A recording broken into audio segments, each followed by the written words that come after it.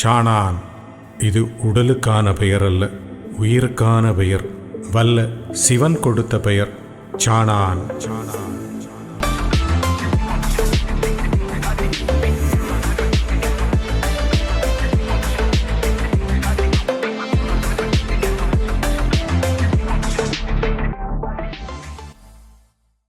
ஐயா உண்டு. ஐயா, அடுத்த கேள்வி. இப்போ அந்த உண்மை உருவில் அகிலத்திரட்டு அதை கேட்கும் போதே பூரிப்பா இருக்கு. அது உங்களுக்கு எப்படி ஐயா கிடைச்சது? அதை எப்படி வெளிப்படுத்துறீங்க? அது கடந்து வந்த பாதைகளை சொல்லுங்க ஐயா. கண்டிப்பா கண்டிப்பா. அதாவது இதை நம்ம சொல்லி ஆகணும். ஏதோ மேஜிக் கிடையாது. சொல்லுங்க. ஒரு மேஜிக் கிடையாது. அப்போது நான் என்ன பண்ணியிருக்கேன், 2006 பயணம் தொடங்கி விட்டது. அப்போ நான் ஈஷாலெல்லாம் வாலண்டியரிங் சர்வீஸ் பண்ணுவேன். பொது சேவை, அந்த மற்ற யோகா அமைப்பு பண்ணுவேன். அப்போ நான் சின்ன வயசுல இந்த மண்ணும் தண்ணீரும் குடிச்சு நோய் தீர்ந்தவன். மண்ணாலும் தண்ணீராலும் நம்ம நோய். ஆமா, பதியில போய் மண்ணு சில நோய்களுக்கு அதுல நம்ம அப்போ நமக்கு ஒரு நன்றி விசுவாசம் உண்டு ஐயாக்கு மேல. ஐயா அந்த நோய் தீர்த்ததும் நமக்கு ஒரு நம்பிக்கையும், நமக்கு மனசுக்கு ஒரு நன்றி கடன். அப்ப நான் என்ன நினைக்கிறேன், ஏதாவது ஒரு பதியில போய் நம்ம என்ன செய்யணும், ஒரு வாலண்டியரிங் சர்வீஸ் பண்ணணும்னு நினைக்கிறேன். சேவை, நம்ம மக்களுக்கு சேவை. அப்போ நான் எது பண்ணலான்னு சொல்லும் போது, இந்த கன்னியாகுமரி பக்கம் தெச்சனத்து துவாரகா பதின்னு ஒரு பதி உண்டு. ஆமா, துவாரகா பதி தெரியும். அற்புதமாக இருக்கிறது. அந்த கட்டட அமைப்புகள்லாம் விசேஷம். அப்ப நான் என்ன செய்வேன், அங்க போய் வாலண்டியரிங் சர்வீஸ் பண்ணுவேன். விருப்பமாக நம்ம சேவை செய்ய. ஞாயிற்றுக்கிழமைன்னா ஒரு 11 மணிக்கு அங்க போய் கொஞ்சம் அவலும் கொண்டு போய் அவல் தர்மமும் செஞ்சு அங்க இந்த இலையெல்லாம் தூக்கி எழுந்தனா என்ன செய்வேன், எடுத்து குப்பை தொட்டியில போடுவேன். கொஞ்சம் சுத்தம் செய்வீர்கள், மற்ற மாதிரி தர்மம் செய்வது கொஞ்சம் எந்த அளவு நம்மளால. அப்போ அங்க ஏடு வாசிப்புகின்ற நபர்லாம் அன்னம் உண்ட பின்பு எங்க இருப்பாங்க, அந்த பதில கொஞ்சம் இளைப்பாரி கொண்டு இருப்பார். எல்லாரும் ஓய்வு எடுப்பது. ஆமா, இளைப்பாரி கொண்டு இருப்பார். அப்போ நிறைய ஏடு, சிவதவசிங்கிறவரு, இப்படி பலவருமே அங்க ஏடை பத்தி பேசிக்கிட்டே இருப்பாங்க. வித்தகர்கள் அவங்க எல்லாம் அந்த அகிலத்திரட்டை பற்றி கருத்துக்களை. அப்போ ஒரு கருத்து அங்க பேசப்படுகிறது. எப்படி என்றால், நம்ம மகாகுரு இருக்காருல, மகாகுரு அவர் மூலமாக ஒரு ரெக்கமெண்டேஷன் லெட்டர் கொட்டங்காடுல குணாங்கிறவருக்கு எழுதி கொடுக்கப்பட்டு, வருகின்ற நபர் எனக்கு வேண்டியவர், எனவே அந்த உன்னிடம் இருக்கின்ற ஏட்டை காண்பிக்கவும். மகாகுரு மூலமாக ஒரு கடிதம் பெற்று ஒரு ரெக்கமெண்டேஷன் லெட்டர் இவங்க வாங்கிக்கிட்டு அங்க போறாங்க. எங்க கொட்டங்காடு போறக்கூடிய இவங்க டிராவல் பண்ண நேரத்துல மகாகுரு என்ன செய்யறாரு, கொட்டங்காட்டுல குணா ஐயாக்கு என்ன சொல்றாரு, நான் ஒருத்தர் ரெக்கமெண்டேஷன் லெட்டர் கொடுத்துருக்கேன், நீ அதை காணிக்காதானே அப்படின்னு சொல்லி வச்சுறாரு. போய் ஒரு வெளியில எங்க ஒண்ணா கொடுத்துட்டு மறைமுகமா அதை கொடுக்க அப்படி பண்ணிட்டார். அப்படி இருக்கும்போது இவங்க அங்க போறாங்க. போன உடனே இவர் இந்த ரெக்கமெண்டேஷன் லெட்டர் பார்த்த உடனே அதுக்கு மதிப்படிச்சு எடுத்து காணிக்கிறார். அது கொடுத்த உடனே அதுக்கு ஒரு மரியாதை. போன ஆளுக்கு ஏடு வாசிக்க தெரியும். அவர் வாசித்து ஒரு பரிச்சயம். அதுல எதுல பாப்பாங்கன்னா, முக்கியமாட்டு அவதார பகுதியில சம்பூர்ண தேவனின் நிலை என்னங்கிறது பொதுவா எல்லாரும் பார்ப்பாங்க. நானா தான் பார்ப்பேன். முக்கியமான ஒரு செய்தி அந்த பாக்குறாங்க. அங்க சம்பூர்ண தேவன் என்ன செய்ய, உயிர் எடுத்து ஓர் பதியில் வைக்கப்பட்ட செய்தி இருக்குது. அதாவது சம்பூர்ணனுடைய உயிரை எடுத்து ஓர் பதியில் வைத்து அந்த செய்தி அங்க இருக்கிறது. இருந்த உடனே இவரு பாக்குறாரு, கூட ஆள் கொட்டங்காடு குணையா கால ஒரு சம்றாரு. அங்க கால் வழியை செய்கிறாரு. கொஞ்சம் கழிச்சு போய் சொல்றாரு, ஏன் வீண் குழப்பத்தை ஏற்படுத்துகின்றீர். இப்பமா அதான் சொல்றாங்க, அப்பமா அதான் சொல்லியிருக்காங்க 2006. உடனடியாக வந்தவர் ஒன்னும் சொல்ல முடியாம ஏதோ என்ன நடக்குன்னே தெரியலன்னு சொல்லிட்டு கொடுத்துட்டு வந்துட்டாரு. இந்த தகவலை என்ன செய்யறாரு, அந்த தெச்சனத்து துவாரக பதிலாம் பிரசன்ட் பண்றாரு. இப்படியெல்லாம் அங்க சம்பவம் நடக்குது. சில அங்க வாலண்டியரிங் சர்வீஸ் பண்ணிட்டு இருக்கும்போது நான் கேட்டுக்கிட்டே இருக்கேன். நீங்க இதெல்லாம் கேட்டு அறிந்து வைத்துக் கொள்கிறீர்கள். ஐயா உங்கள் மூலமாக அதை கேட்க வைக்கிறார். அப்ப அந்த இடத்துக்கு திசை விலையில அப்பு விலையை சார்ந்த அழகேசன் என்ற ஒரு agriculture officer, retired agriculture officer அங்க வாரார். வாங்க, ஒரு விவசாய சார்ந்த ஒரு நண்பர். அவரு என்னோட சேர்ந்து ரொம்ப நண்பராகிவிட்டார். அப்ப நான் அவர்கிட்ட கேட்க, உங்க ஊர் பக்கத்துல இப்படி ஒரு இடத்துல ஒரு உண்மையான ஏடு இருக்காம நீங்க அதை வாங்கி தர முடியுமான்னு கேக்குறேன். அப்ப இந்த கருத்தை நீங்க கேள்விப்பட்டோட அவர்கிட்ட கேட்குறீங்க நண்பர்கள். அவரும் சரின்னு சொல்லிட்டு ஒரு டைமை கேட்டார். இப்ப இவர் நேரம் அங்க போறார். கொட்டங்காடுல போய் அந்த குணா ஐயா சந்திக்கிறார். நேரடியா அந்த குணா அவரை சந்திக்கிறார். அப்ப அவர் வந்து ஒரு ஏடை எடுத்து கொடுக்கிறார். அந்த அழகேசன் அவர்கிட்ட கொடுக்கிறார் அந்த agriculture. அப்ப இவருக்கு ஏடு வாசிக்க தெரியும். இவர் அந்த அவதார பகுதியை பாக்குறாரு. இந்த வழக்கமான இதா இருக்கிறதே தவிர வித்தியாசமாக எதுவும் இல்லை. அப்ப அதுல மாற்றப்பட்டு விட்டதா? அவர்கள் என்ன செய்வார்கள் என்றால், யார் வந்து கேட்டாலும் வெளியே காட்டுவதற்காக ஒரு ஏடை வைத்திருப்பார்கள். ஸ்டிக்கர் ஒட்டு ரகசியம் அப்பவே தொடங்கிட்டு ஐயா. காரணம் என்ன? இல்லையா, அப்படி இல்ல. இப்போ வருகின்ற நபர் 2 இலக்கை உடைத்து விட்டால் முழுசு போச்சு, எனக்கு தாங்கன்னு சொல்லி கொண்டுட்டு போயிட்டாங்க. இது பலே கில்லாடி வேலையெல்லாம் செஞ்சிருக்காங்க ஐயா. அப்ப அந்த ராஜேந்திர நாடார் என்ன பண்ணிருக்காரு, உண்மை வந்து ஒளி உலகத்துக்கு காட்டுவதற்கு கொண்டு வச்சிருக்காரு. யாரு போய் கேட்டாலும் எதை எடுத்து காணிப்பாங்க, ஐயா இதாயா எங்கிட்ட இருக்கு பேருவாங்க. அதாவது இறைவன் செய்ய ஒரு சூழ்ச்சி ராஜேந்திர நாடாரால் வெளிப்படுத்தப்பட்டது. அவரு அதை வந்து அந்த நுட்பத்தை கையாண்டார். வெளியில வரவங்க இப்படிதான் கேட்பா, இவனுக்கு இப்படி போதும். ஒரு ஹரிசுந்தரமணி ஐயா வேற எல்லாருமே நாங்கள் கொட்டங்காட்டுக்கு போனோம், அங்க ஒண்ணு எல்லாம் கதையே தான். யார் போனாலும் அவங்க காணிக்கிறது என்னன்னாக்கி உலக நடப்புல உள்ள ஒரு ஏட்டை காட்டி அப்படி விட்டுருவாங்க. உண்மையான ஏகன் ஐயா ஒரு இலக்க ஒடிச்சு வச்சா போதும் இல்ல ஐயா, கை தவறி ஒடிஞ்சிட்டுன்னு சொன்னா முடிஞ்சு போச்சு இல்ல ஐயா, அந்த அவதார செய்தி முடிஞ்சு போச்சு இல்லையா, அது வரை அதை எடுக்க முடியாது இல்லையா. உடனே இப்படி பண்ணிருக்காரு. அன்னைக்கு இரவுல வந்து சாது இவர் வந்து இல்ல நான் அடுத்த வாரம் சொல்லிக்கிட்டு இவர் என்ன பண்ணிட்டாரு, அழகேசையா வந்து வந்துட்டாரு விசாரிச்சாரு வந்தார். அன்னைக்கு இரவுல வந்து ஒரு பண்டார வேஷத்துல ஒரு கனவுல வந்து அந்த கொட்டங்காடு குணாயா கனவுல அந்த ஏட்ட கேட்கிற மக்கள்கிட்ட கூடுன்னு சொல்லியாச்சு. இப்ப இறைவன் ஒரு உத்தரவு கொடுத்தார். இவர் அது முழுமையாக நம்பினார். இறைவன் நமக்கு உத்தரவு தந்தாச்சு, நம்பிட்டார். நம்பின உடனே சரி இவர் வந்துட்டு போய் பார்த்துட்டு அழகேசையா பார்த்துட்டு, ஆமா காட்டினாங்க, அதுல பல வித்தியாசம் இருக்கு, நிறைய விஷயங்கள் அதுல இருக்குது அப்படின்னாங்க. அவர் நுட்பமான அறிவுல இறைவன் காட்டுகிறார், இப்படி நிறைய செய்திகள் இருக்கிறது. அப்ப நான் என்ன நினைச்சேன்னா, ஒரு ராஜேந்திர நாடார் ஒரு மனுஷன் ஒரு ஏடு கிடைச்சுன்னு சொல்லி என்ன, அவருடைய பெரிய வசதியும் கிடையாது, எப்படி இல்லாம அதை என்ன செஞ்சிருக்காரு, பாதுகாப்பாக வச்சிருக்காரு. இங்க ஒரு வேளாண்டி திருத்தினார், அங்க ஒரு ராஜேந்திர நாடா காப்பாற்றினார். எஸ், தர்மத்தை காப்பாற்றினார், அவர் வச்சிருக்காரு. என்னுடைய மனசுல என்ன தோணுதுனாக்கி, இத அடுத்த தலைமுறை ஏடு யாரும் வாசிக்க மாட்டாங்க. அடுத்த தலைமுறைக்காண்டி நம்ம வந்து இந்த புக் ஃபார்மேட்டுக்கு மாத்துவோம். நவீன காலத்தை பிரிண்ட் வடிவில கொண்டு வரீங்க. ஒரு 5 எண்ணம் எடுத்து வைப்போம். என்னைக்காவது ஒருத்தன் யாருக்காவது தேவைப்பட்டா வந்து படிச்சுக்கிடட்டும். என்னைக்காவது வருவான், உயிர் உள்ள பள்ளி அடிக்குது நாடா வருவான், திருமாலுடைய வித்து வரும், அதை அறிவான், ஜெகஜோதியா. அது என்னுடைய ஆள் மனசுல இருந்தே சொல்லுது இதை செய்யணும்னு. அதான் இறைவன் உங்களுடைய மனதிலே அந்த சுத்தம். நான் வந்து அதற்குள்ள எல்லா முயற்சியும் செய்யறேன். அங்க ஆதிமணிங்கிறவர் வந்து அந்த எழுதி அதை வந்து எதுல எழுதுவாங்க, ஒரு பேப்பர்ல எழுதுவாங்க. எனக்கு வந்து கொரியர்ல வந்து இங்க தபால் வரும், நான் இதை வந்து கம்ப்யூட்டர்ல டைப்பிங் ஏத்துவேன். அவரும் முயற்சி எடுத்து அதை பிரதியா எழுதி. ஐயா இது ஒரு நீண்ட கால ப்ராசஸ். நீங்களும் அப்ப ரொம்ப கடுமையா உழைத்திருக்கிறீர்கள். எனக்கு வந்து என்னன்னு படிக்கணும், எனக்கு கூட்டெழுத்து தெரியாது, அது என்னன்னு எனக்கு படிக்கணும். அதுக்கப்புறம் இருந்துன்னா 5 எடுத்து வச்சிடணும். என்னுடைய கோல் அதான், வேற எதுவுமே என்னுடைய கோல் கிடையாது. இது 5 சீசர் ஐயாவை காப்பாத்துறது மாதிரி இந்த 5 ஏடு நம்மளை காப்பாத்தும் அப்படி வச்சிடணும் ஐயா, அதோட முடிஞ்சு. ஏன்னா எனக்கும் இந்த அகில திரட்டுக்கும் சம்பந்தமே கிடையாது. இல்ல இது இறைவனுடைய திருவிழையோட எண்ணம்.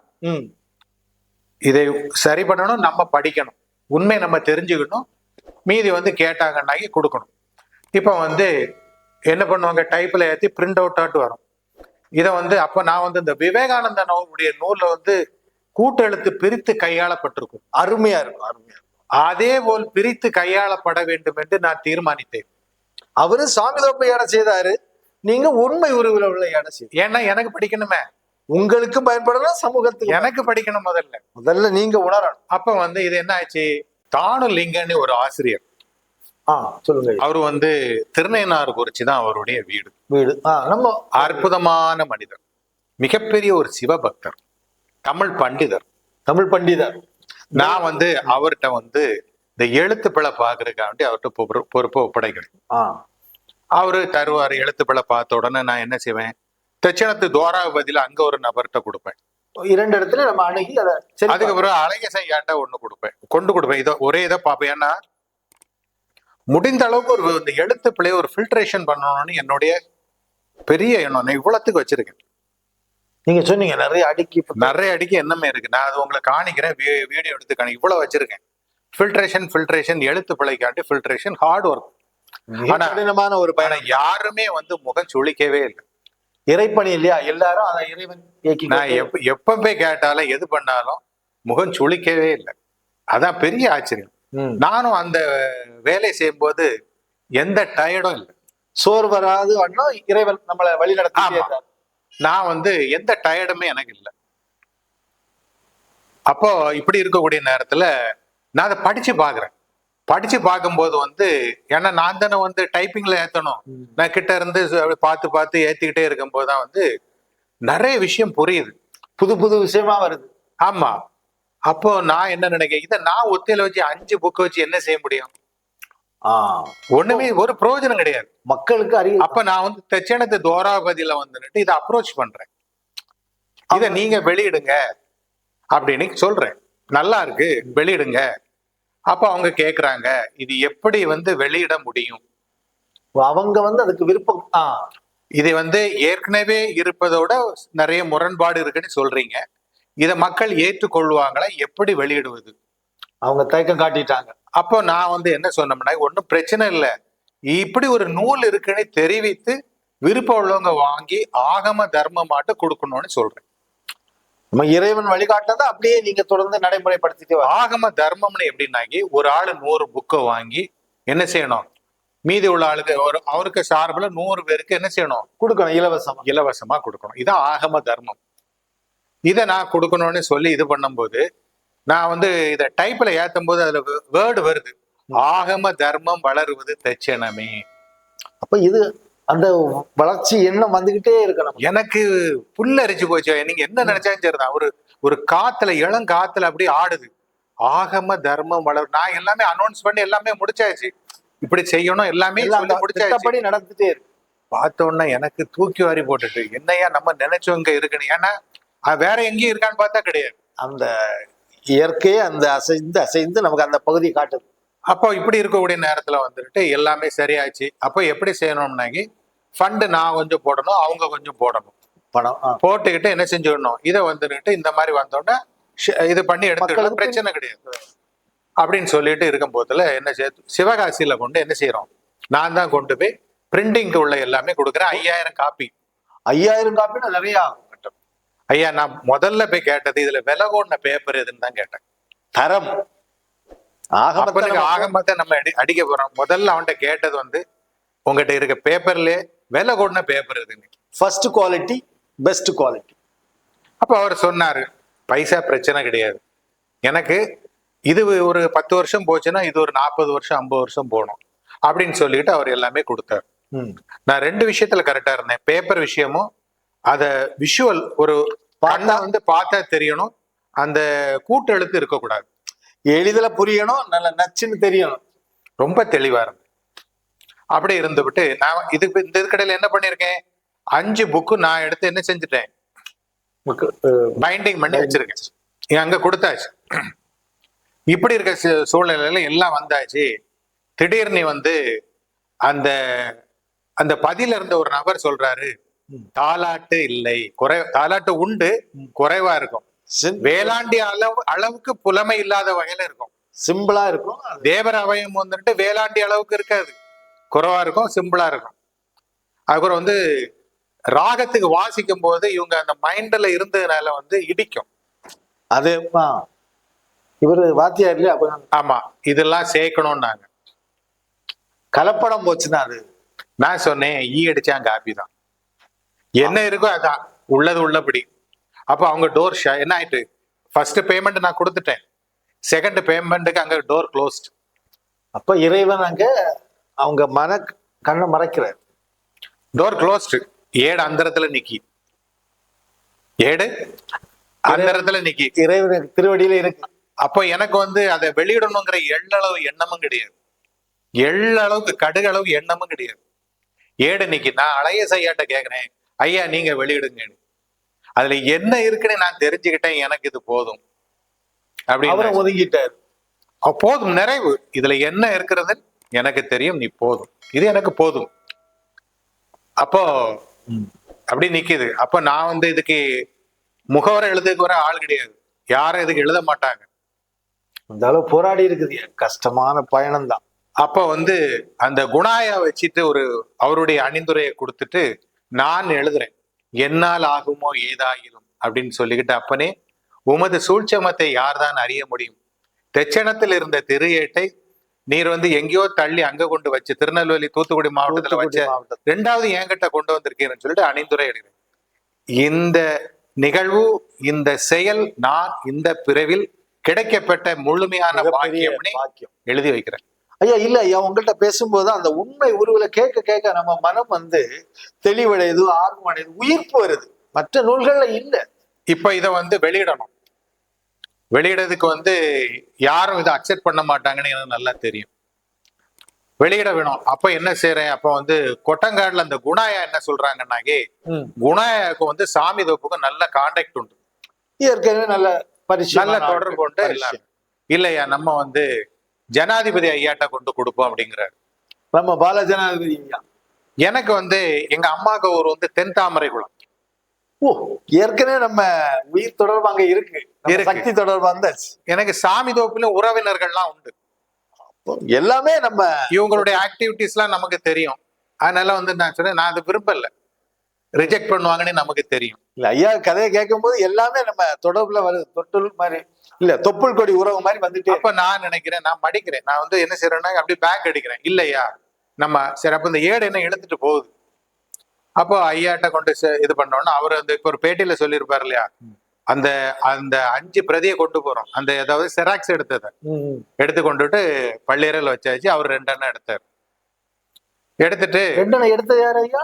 நம்ம ஜனாதிபதி ஐயா எடுத்துட்டாரா? ஆமா, அது வேணும். அதாவது திருத்தம் பார்க்கணும், திருத்தம் பார்க்கணும், செக் பண்ணுக்காது. திருத்தங்க நடக்காதுன்னு அவருக்கு தெரியாது இல்லையா. ஆமா, அவருக்கு இதுல நினைச்சுக்கிட்டாரு. திருத்தி அதே மாதிரி வெளியிடணும்னா நான் தேவையில்லை இல்ல. என்னுடைய எங்கே நான் அதான் சொல்வேன், அந்த ஏட்டை திருத்தி அதுபோல் ஆக்க வேண்டும் என்றால் என் பணி இல்லை. அப்ப நம்ம ஒதுங்கிரும். இல்ல என்னுடைய பணி இல்லைன்னா தேவையில்லையா, தேவையில்லை இல்லையா. அப்போ நான் வந்து என்ன செய்யறேன், வச்சுட்டு அடுத்தது ஒரு ஏடை கொண்டு யார்கிட்ட போறேன், ஜி.என். சிவச்சந்திரன்ங்கிற நபர்கிட்ட போறேன். 17 வருஷத்துக்கு முன்னுக்கு அவ்வளவுதான். அவரு அப்போ அதிகபட்சமாட்டு ஒரு ஜிப்பா போட்டுட்டு தான் கச்சேரி பண்ணுவார். அந்த ஏழ்மை நிலையில இருந்தார். ஏழ்மை நிலை பணிவா இருந்தார், பணிவான ஒரு நிலை, இயல்பான நிலை இருந்தார். அப்ப மேடைக்கு என்ன சொல்லுவாருனாக்கி, முத்துக்குட்டி இல்ல பூச்சக்குட்டி இல்ல. அப்படியெல்லாம் ஒரு அடைமொழி வச்சிருக்க. ஆமா. அப்ப நான் என்ன நினைக்கிறேன், இவரு வந்து நாரணர் வைகுண்டம்ங்கிறத வந்து சொல்லுவாரு, உலக மக்களுக்கு அறிவிப்பார். எனக்கு மனசுல அப்படி நான் நினைக்கிறேன். என்ன வருகிறது, இயற்கை தானே, சொல்லுவாரு அப்படின்னு சொல்றாரு. நான் வந்து அப்படி நினைக்கிறேன், இது என்னுடைய எண்ணம். அப்ப என்ன நினைச்சிட்டு, அப்ப என் அழகசேய சொல்றாங்க, அவர் சொல்லிட மாட்டார் அப்படிங்கிறாரு. அவருக்கு தயக்கம், உங்களுக்கு ஒரு நம்பிக்கை. ஏன்னாகி இந்த ஏட்டுல மட்டும்தான் 3 இடத்துல நாடார்னு வரும். இதுல தெளிவாக 3 இடங்கள்ல நாடார் குல மாயன், நாடார் குல மாயன். அதுக்கு ஒரு சகாதேவன் சீசர் அந்த யுகம் திரேதா துவாபரா யுகம் முடியும் போது பஞ்சவர்களும் போகும்போது வந்துட்டு இவர் வந்து கிருஷ்ணனை காணலன்னு தேடும் போதுதான் சகாதேவன் சொல்லுவான், ஏடை எடுத்து பார்த்துட்டு சொல்லுவான், இந்த யுகம் முடிய போகுது, அடுத்த யுகத்துல தேவர்களை நாடார் என்று பிறப்பிக்க போகிறாருன்னு தகவல் சொல்லுவாரு சகாதேவன். அந்த 5000 வருஷத்துக்கு அந்த யுகத்துல கடைசியில சொல்றாரு, தெளிவு சொல்றாரு. இந்த செய்தி வேற எங்கேயும் நான் கேள்விப்பட்டது இல்லை. ஏழுங்க, இன்னொரு இடத்துல வந்து சப்த மாதர்கள் இருக்காங்க இல்லையா, ஆமா, அவங்களுக்கு பிள்ளை பிறக்குது இல்லையா, ஆமா, காளிகா தேவி கிட்ட வந்து பெயர் கொடுக்கும் போது நம்ம அம்மை சக்தி இருக்காங்க இல்லையா, அவங்க பெயர் வச்சு கொடுக்கறாங்க நாடார். இப்படி 3 இடத்துல பச்சையா வரும் நாடார்கள். ஆமா, பராசக்தி ஒரு பேர் இடுறாங்க, அது நாடா. அந்த வரணும்னா அப்போ அவருடைய கணிப்பு வந்து என்னது, அவரு அதை சொல்ல மாட்டாருன்னு அவருடைய கணிப்பு. நான் நினைக்கிறேன் அவர் அதை தாண்டி சொல்லுவாருன்னு நினைக்கிறேன். அவரு ஏக இறைவனை நம்பி சொல்லுவாரு, நீங்க நான் நம்புறேன் ஐயா, அதை தாண்டி அதை சொல்லுவாருன்னு. ஏன்னா அவரு இந்த ஏடு வந்து முத்துக்குட்டின்னு சொல்லுது, அவருக்கு ஒரு ஆதாரம் இல்ல, இப்படி ஒரு ஏடு இருக்குன்னு சொல்லுவாருன்னு நான் முழுமையா நம்புறேன். நாராயணர் வைகுண்டம்னு ஒரு ஏடு வந்தாச்சு, அதை உறுதியா எல்லாரும் சொல்லுவாரு நம்பிக்கை இருந்து நீங்க கேட்க. அவர் கண்டுகவே அப்ப அவருக்குள்ள ஒரு அன்னைக்கு இந்த அழகேச ஐயா சொன்னது வந்து நான் அதுக்கு ஒரு தான் ஃபீல் பண்ணேன், எவ்வளவு தீர்க்க தரிசனமா சொன்னாருன்னு. செய்யவே இல்லை. இப்போ எங்க வச்சு வெளியிடுவது? எந்த ஆலயத்திலும் நமக்கு அனுமதி கிடையாது. இப்போ தட்சிணாமூர்த்தியிலே உண்மையான உருவில உள்ள ஏட்டுக்கு அனுமதியே கிடையாது. கிடையாது. இப்போ இப்போ மாயனுடைய விளையாட்டு. இப்படி இருக்கக்கூடிய நேரத்துல குணாயா என்ன சொல்றாங்கன்னா, சாமி ஐயாட்ட இந்த புக்கை கொண்டு போறாரு. சாமி ஐயா, ஆமா, அது அப்புறம் சாமி தொப்ப சார்ந்தாரு. ஆமா, அவரு என்ன யார்கிட்ட கொடுக்குறாருன்னா, பீமன் சீடர் வந்து பாலசுந்தரம்னு ஒரு ஐயா இருக்காங்க. பாலசுந்தரம் அவங்க அவர்கிட்ட இந்த புக்கை கொடுக்குறாங்க, படிச்சு பாருங்க. ஆனா உண்மையிலே அற்புதமான ஒரு ஞானம் படைத்தவர் பீமன் சீடர். நல்ல தங்க பழகுவதற்கும் ஒரு ஞானத்திலும் சிறந்தவர். அது நம்ம சொல்லி ஆகணும். அந்த வாரியா அதுல என்னென்ன சிறப்புன்னு எழுதிய தந்துட்டாருயா. தனியா உங்களுக்கு ஒரு நோட் எடுத்து அதை எடுத்து சாமியாட்டே அப்படி கொடுத்துட்டாரு, இதுல என்னென்ன சிறப்பு இருக்குன்னு. இதெல்லாம் வெளியிலே தெரியும் ஐயா. நீங்க அவர் சிறப்புனால அததான் சாமி ஐயா வெளியிட்டு விழாக்கு குணாயாட்ட சம்மதித்தது. அவங்க வெளியீடுக்கு அடுத்த சம்மதிச்சுட்டாங்க. இவ்வளவு சிறப்பு இருக்குதுன்னா எனக்கோ சாமியாக்கோ என்ன தொடர்பும் கிடையாது. ஆனா பழகின பிறகுதான் தெரிஞ்சு தங்கமான மனுஷன், எந்த கர்வமும் கிடையாது, ரொம்ப டீசென்ட், பக்கா டீசென்ட், ஜென்டல்மேன். அவர் அதே மாதிரி அந்த என்னது இந்த அன்னம் சொல்லுவாங்க இல்லையா, பாலையும் தண்ணியும் பிரிக்கிற மாதிரி அந்த பீமன் சீடர் அந்த சிறப்புகளை பிரிச்சு உங்கள்ட்ட கொடுத்தோம்னா அது ஒரு அணிகலம். அது அவர்கிட்ட கொடுத்தாரு. யாரு? சாமி ஐயாட்ட கொடுத்தாரு. அப்ப வந்து எங்க புக் பண்றோம்? பைரவி மண்டபத்துல புக் பண்றோம். பைரவி மண்டபம். ஆமா. அப்போ நம்ம பகுதியில மணிகண்ட ஐயானி ஒரு ஆள் உண்டு, தெரியுமா? உங்களுக்கு தெரியும். தெரியும். அவரெல்லாம் நல்ல சப்போர்ட். அவங்க எல்லாம் ஒரு சப்போர்ட்டிவா நமக்கு நல்ல இது எப்படியா வெளியிடணும். அப்போ அப்படி இருக்கக்கூடிய நேரத்துல ஒரே பிரச்சனை. என்ன பிரச்சனைனாகி தெச்சனத்து துவாராபதியில வேற ஏடு அதே நேரத்துல வெளியிடுறாங்க. போட்டிக்கு அங்க அதே வெளியிடக்கு வந்தாச்சு. இப்போ சுவாமி தோப்புல வந்துன்னுகிட்டு பயங்கர பிரச்சனை, இதை வெளியிடக்கூடாதுன்னு. அவங்களுக்கு எப்படியும் உண்மை வெளிப்பற்றக்கூடாது. அப்ப நம்ம அந்த விவேகானந்தன் ஐயா போன் பண்றாரு, ஐயா எப்படி இருக்கீங்க? நல்லா இருக்கேன்.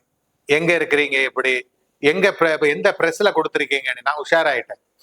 அவரு நோட் எடுத்துட்டாரு. அப்ப இது ஏதோ ஒரு நமக்கு வலை சுத்துறாங்கன்னு சொல்லிட்டு அதை ஸ்கிப் பண்ணி விட்டுட்டேன். இருள் வந்து விதவிதமா நம்மளை சூழ்ந்துட்டே இருக்கு. அப்படி மன குழப்பத்துல இருக்கும்போது புக் பண்ண மண்டபத்துல போய் சொல்றேன், பைரவி மண்டபத்துல கேன்சல் ஆகும் போல இருக்கு. ஏன்னா அது பார்ட் டைம் தான் எடுத்திருக்கேன். ஆனா நல்ல முகூர்த்த நாள். எந்த மண்டபத்திலயும் இடம் கிடையாது, நல்லா கவனிச்சுக்கணும். எந்த மண்டபத்திலயும் இடம் அனுமதி கிடையாது. ஆனா நான் அது ஹாஃப் டைம் மட்டும் எடுத்திருக்கேன். கொஞ்ச நேரம், குறிப்பிட்ட நேரம் நீங்க எடுத்துட்டீங்க. அப்ப அந்த மேனேஜர் சொல்றாரு, நான் வந்து என்ன கேன்சல் பண்ண போறேன் இந்த விஷயத்துக்கா, ஒரு 3 நாள் பாருங்க, இந்த மண்டபத்துல அந்த டேட்ல புக்கிங் இருந்தா உங்களுக்கு கேன்சல், இல்லைன்னா நீங்க தான் பண்றீங்கன்னாரு. அவரே உங்களுக்கு வழிகாட்டுறாரு. இறைவன் பெரியவன் தான், ஒவ்வொரு சூட்சமாக வேலை செய்யறாரு இல்லையா. 3 நாள் கழிச்சு போறேன், எந்த புக்கிங்கும் இல்லை. அவர் விட மாட்டார் இல்லையா, அங்க மேல பாத்துட்டு தானே இருக்காரு. கூடவே இருக்காரு ஐயா, மேல என்னது பார்க்கணும். அப்ப வந்து புக்கிங் இல்லாதோன்னா அதை வந்து ஃபைனலைஸ் பண்றோம். ஃபைனலைஸ் பண்ணி அதை வீடியோ எல்லாம் எடுத்து லோக்கல் சேனல்ல வந்து 1 வருஷம் 2 வருஷம்லாம் அது வந்து டெலிகாஸ்ட் பண்றோம். ஏன்னா இப்படி ஒரு சம்பவம் தெரியல இல்ல உலகத்துக்கு. அதுக்கப்புறம் வந்து அந்த ஏடு சிறப்பாக வெளியிடப்பட்டது, உண்மை உருவெல்லாம் வெளிப்பட்டது. அப்பவே அதோடைய வீடியோஸ் எல்லாம் சாணான் யூடியூப் சேனல்ல நம்ம வந்து நினைச்சிருவோம் வந்துட்டு. இப்படிப்பட்ட சூழல்ல இருக்கும்போது வந்து யாருமே, நான் அதுக்கப்புறம் சொல்லியிருப்பேன், யாருமே அந்த ஏடை வாங்கி உள்வாங்கி படிக்கல. உள்வாங்கி அதை கருத்தை உணர்ந்து இல்ல அறிய வேண்டும் ஆவல் இல்லை. அதுக்கு பின்னாடிதான் 2 வருஷம் கழிச்சுதான் வந்து 2011 நான் கிளாஸ் பண்ணேன். அதுக்கப்புறம் இறைவன் வந்து விடல. அது உண்மையை வந்து மறைச்சு வைக்கலாம், ஆனா மூடி வைக்கலாம், ஆனா அது வெளிப்படும். பிறகு கொஞ்சம் காலதாமத்துக்கு பிறகு வெளிப்படுது. பூலோகம் உள்ளளவு பொய்யருகி மெய்வாழ என்ற வாசகத்துக்கு ஏற்ப இனிமேல் பொய் அருகி மெய்வாழும் நமக்கு உறுதுணையாக ஐயா நாராயணரும் அம்மை உமைவளும் நமக்கு அருள் புரிவார்கள். இதை மெய்யென்று நம்பியவர்களுக்கு நிச்சயமாக பரிபூர்ண வாழ்வு கிடைக்கும். இது பலருக்கு சென்றடைய வேண்டும் என்று நம்புகின்றவர்கள், விரும்புகின்றவர்கள் நிச்சயமாக ஷேர் செய்யுங்கள், சப்ஸ்கிரைப் செய்யுங்கள். அவதார கதை தொடர்ந்து இந்த சாணான் யூடியூப் சேனலில் வந்து கொண்டிருக்கும். வரும் ஐயா உண்டு.